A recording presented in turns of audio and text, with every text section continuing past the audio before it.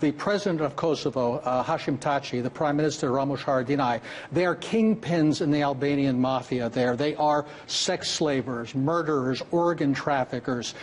Kosovo is the prime recruiting ground for ISIS and Al-Qaeda in Europe. The idea that they're fighting organized crime when they themselves are organized crime bosses is ridiculous. This is purely political to put pressure on Serbia to make concessions to recognize this so-called independent state of Kosovo, which is simply a province of Serbia occupied by NATO. Exactly right. What they want ultimately is for Serbia to have to recognize their independence. And of course, Serbia is recognized by Russia, China, right. supported by Russia and China, most of the other countries of the world. And the fact is, the weakest link is the Serbian government itself, which, despite popular pressure to hold on to Kosovo as sovereign territory, they would love to make a deal so they can get toward the European Union, which is odd given that the European Union is falling apart. You know, usually the rats jump off the sinking ship. These guys are wanting to get involved with it right now. Yeah. We're talking about terrorism. We're actually dealing with a very dangerous situation.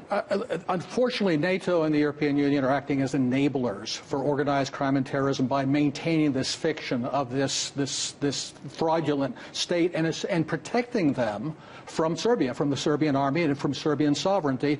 That's going to go on for some time. I haven't seen anything specifically from the administration, but I'm sure that the knee-jerk autopilot response from the State Department will be, we support the Kosovo Albanians all the way, we support Kosovo's indivisibility and sovereignty, blah, blah, blah, blah, blah, because every part of our Balkan policy is identical to what it was under Barack Obama, George W. Bush, and Bill Clinton, and for that matter, the same as George Soros's policy. Well, that's the thing. Ultimately, how does this impact the U.S., the average everyday citizen? Should they be paying attention to the events that are going on right now in Kosovo? They should be asking why our government supports a bunch of terrorists and criminals in a European country. Why are we supporting people who burn down churches? Why are we supporting people that propagate Wahhabist poison ideology in the very heart of Europe? That has been American policy, unfortunately, for over 20 years.